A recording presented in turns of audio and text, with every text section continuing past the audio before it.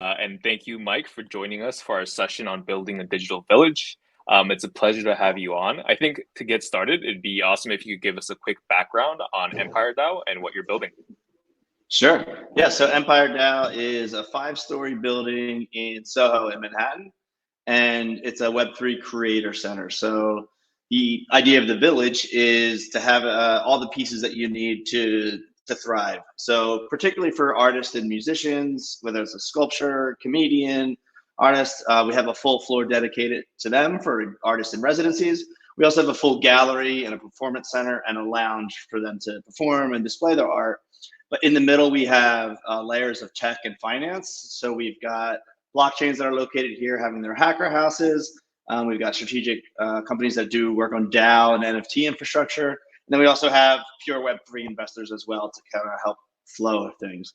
So in an ideal situation, we have a musician that has a big Web2 presence. Let's say they have 1 million listens on Spotify. It's the same as having 25.1 ETH supporters, so they're not really able to quit their jobs and live off that, even though they might be popular.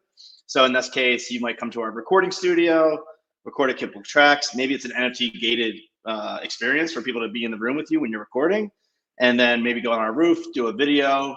Glass is located here as well, and then go downstairs, perform, have a party, have your merch. And in that case, you've got 6 different streams of revenue as an artist that you control the entire thing. So this is what we really wanted to build this community around, and that's kind of what we started with. And the building is that complete ecosystem for builders. Very cool. And it's awesome to see that it's so multidisciplinary with the musicians, but also the blockchain companies. I guess what kind of motivated you to start not only the business and the DAO, but including so many different kinds of people from different backgrounds? Yeah, I mean, it started out as a little cowork. Our proof of concept was just a bunch of developers and entrepreneurs building on Solana. It was like 80 of us, and we had a little hacker house day, and it was wonderful. And we're like, hey, who wants to do this full time? Let's make it an NFT project, and let's make a DAO. And so when we talked to our broker, he's like, hey, I have this moonshot, and he showed us this building. I'm like, oh my god, I know that building. So my wife and I came in for a free tour because we were trying to see the building, but we never left. And the cool thing about this location, it was 50 years a bank, 50 years an artist, and then now Act 3 of the building is combining those two. So it kind of took over. The idea was not really intended specifically for artists. It was more to get a localized ownership DAO. But then once we realized that that this place was always housed artists, we needed to make that come to fruition. And then just background. I mean, I am the president of my condo building in Brooklyn. And I was also a board member of the Monkey DAO, an NFT project on Solana. And what I was seeing is the same things that we're doing in the old world. We've got our own assets, our deeds, which essentially are NFTs. We all want them to go up. We talk good about the neighborhood. We want to welcome new people when they come. And things would take months over here. And then I'm over here in the Web3 world where we're able to vote on things, put it on chain. We don't know who's who. We're able to do things so much more quickly and efficiently. That's when it was like, okay, wow, this could be not only a place for all these artists and musicians, but also a please touch museum for people to come in and understand that things, Web3 is not new. It's just an upgrading technology for how we communicate and how we operate. And so for me, this is like a good way to display that. So we have a coffee shop, a little merch store ourselves. We're doing a vending machine, which is also a little sub DAO. So, and then when people come in that don't really get this world, they go, oh, I see what's happening here. And so this is kind of, the idea for this kind of was all of that. I was at Mountain DAO in Utah, and the congressman he bought a candy bar, and he goes, wait, how much does that cost? How much? Oh, the inventory is automatically kept. Oh, the POS costs nothing. He's like, I learned more than 30 seconds in 4 years of you guys yapping about crypto. This will change every small business.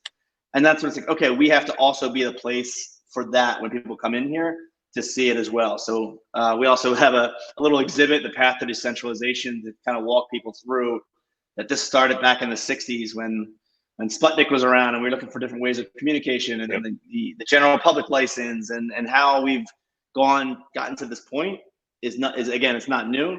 So anyway, the idea of it, a long story short, is we want it to be kind of like a red pill museum to get people to understand this world better.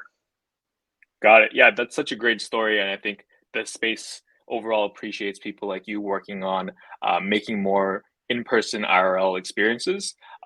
For someone who might want to join EmpireDAO or potentially rent a space, what's the process for that like? And if there's any criteria for how you guys select teams and partners, I think that'd be great for us to review. Yeah, sure. I mean, honestly, it's been very ad hoc. It's been everybody who's a part of this community and is built here, as people that have come in and and never left. I think we're up to a dozen people who've now moved to the city or didn't leave the city because of this community and they wanted to stay. So everybody who's been here and is in the building has been people who said, "Hey, we're building this and we think it would be good for a fit here." So then it's kind of been an ad hoc. We do have a website. We've collected forms, but we haven't honestly done a poor job of kind of getting back to those folks and doing that. We are.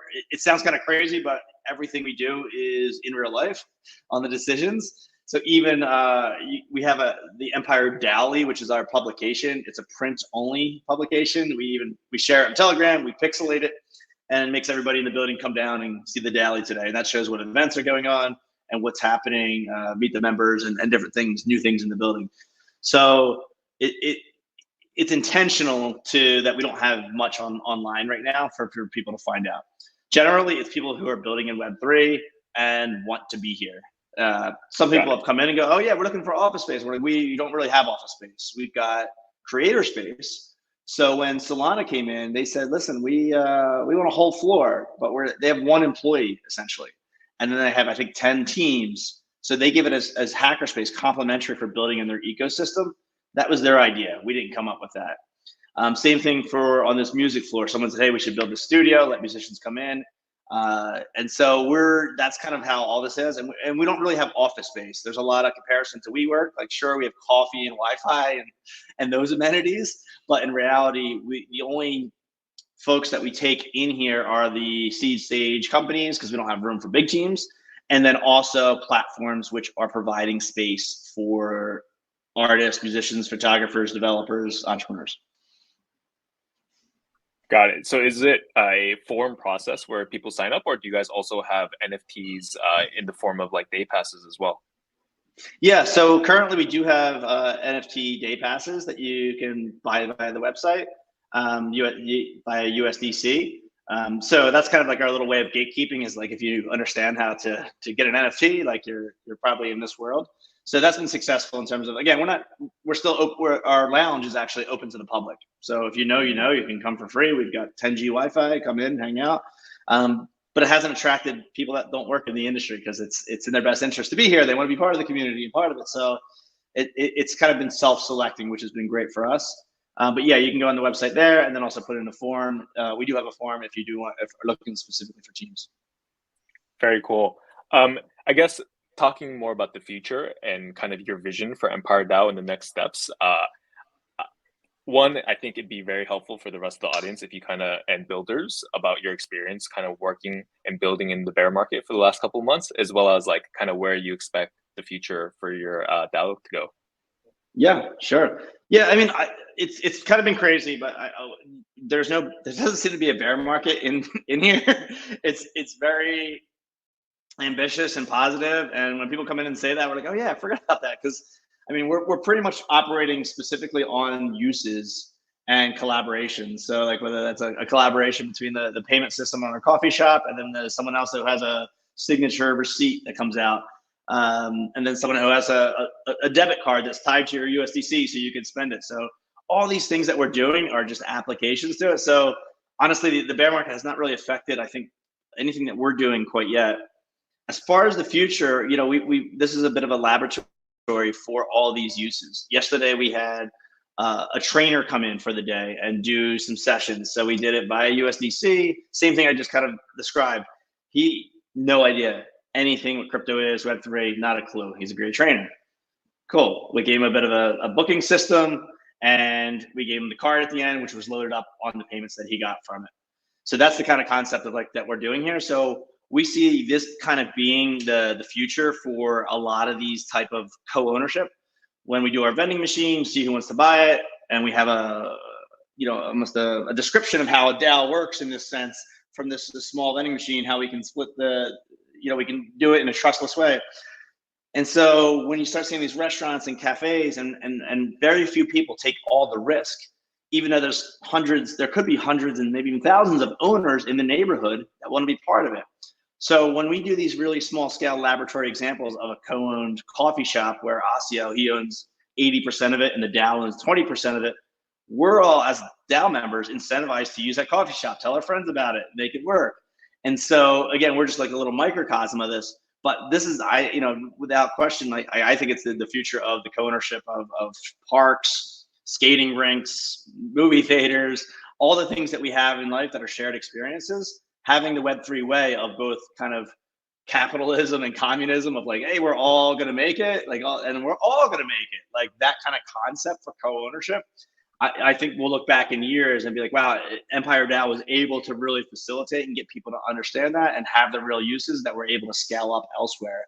So I think we'll see what we're doing here kind of scale up and go around the world, including perhaps even buying the building and fractionalizing it and having our own digital currency in there. So that's kind of like the roadmap as well, is to make it kind of its own network state, if you will. Yeah, that's awesome. I think co-ownership for common public goods is a huge thesis that should be played out, and it's awesome to see impressive founders like you working on it. Handao, one of the co-organizers for the event, is also based or a product of one of the first co-working spaces in Korea for blockchain people called Knots. So I think community-driven events and the spaces that you provide for people and entrepreneurs is so important for the community. Really appreciate the time that you took to speak with us and really enjoyed the insight regarding building EmpireDAO. And I suggest everyone to check it out and take a look when they visit New York next time. Appreciate your time and thank you so much for joining us. Awesome. Thanks for having me. Yeah.